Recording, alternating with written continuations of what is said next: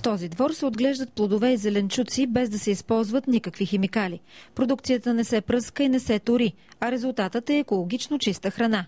Био е и виното, произведено в лозята край Сандански. Аз не разбирам много от вино, но знам, че това така ми допада на вкусовите рецептори.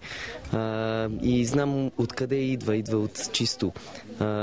Правено е по чист начин. Няма тези химикали, които да ми направят на езика лош вкус.